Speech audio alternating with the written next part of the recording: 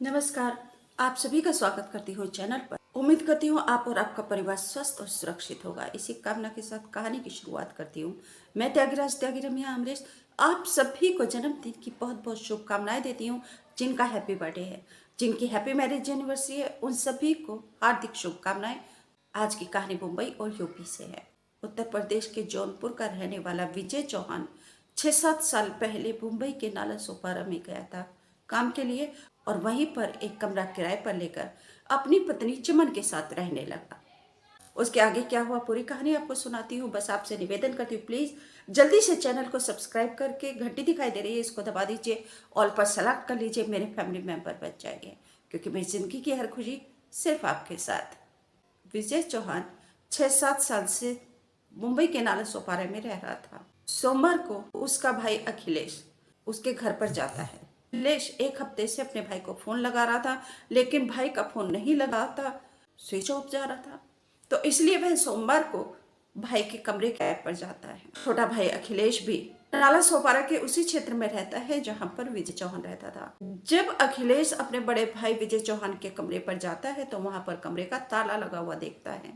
फिर वह अड़ोसी पड़ोसी से पूछता है तो उसे पता चलता है कि विजय चौहान वहां पर 10-15 दिन से दिखाई नहीं दे रहा है। और जो विजय की पत्नी है चमन, उसका एक प्रेमी है जो कि उनके घर के सामने ही रहता था, मोनू बिहार के रहने वाला है, उसके साथ कहीं पर गई है।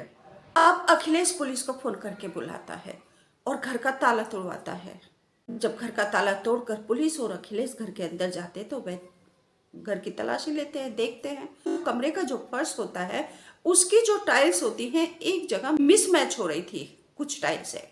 अब अखिलेश को शक होता है और अखिलेश पुलिस से बोलता है कि यहाँ पर टाइल्स जो है वो मिसमैच है। पुलिस कुदाल मंगवाती है और वहां से उन टाइल्सों को हटाकर देखती है तो वहां पर एक बनियान का टुकड़ा मिलता है दबा हुआ।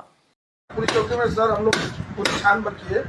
घर में भी हम लोग ये नहीं हुआ। टाइल्स यहाँ लगाए हैं, उनके भाई भी लगाए हैं टाइल्स, से यहाँ टाइल्स लगाए, टाइल्स यहाँ लगाए।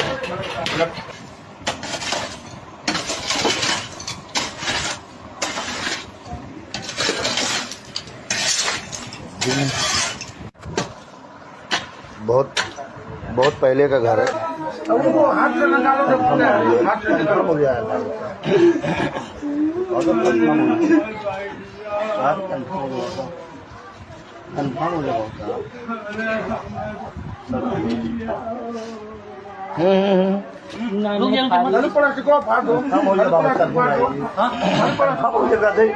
वही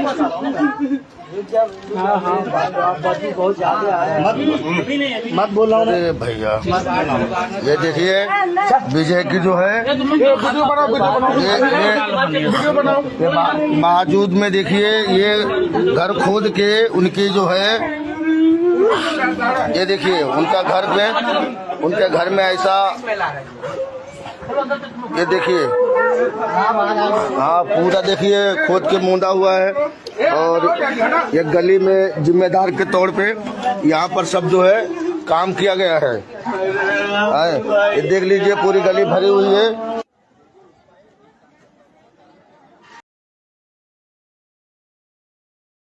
जो यकीन में बदला था वह 100% सही था क्योंकि वहां टाइल्सों के नीचे एक गड्ढा खुदा हुआ था जिसमें उसका बड़ा भाई विजय चौहान दबा हुआ था। उसकी लाश मिली वहां से 3 टुकड़ों में, जिन्हें पत्नी ने अपने प्रेमी की सहायता से 3 टुकड़ों में काटकर पॉलिथीन के अंदर पैक करके और गड्ढे के अंदर दबा दिया था और अपने प्रेमी मोनू विश्वकर्मा या मोनू प्रजापति के साथ वहां से भाग गई।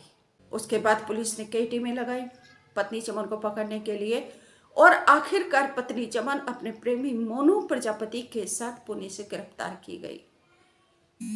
21 तारीख को इस घटना की जानकारी मिली। 21 तारीख को ये गड्ढे में से विजय चौहान की लाश को निकाला गया, उसको पोस्टमार्टम के लिए भेजा गया।